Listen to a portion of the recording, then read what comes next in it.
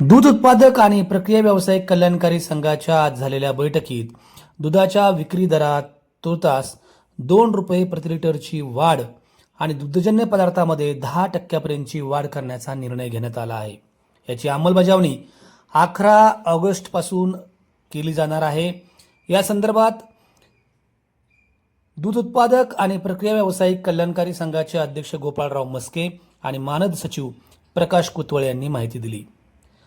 आज 7 ऑगस्ट रोजी दूध उत्पादक आणि प्रक्रिया कल्याणकारी संघाच्या सभासदांची बैठक जिल्हा सहकारी दूध उत्पादक संघ कात्रज डेअरी येथे पार पडली।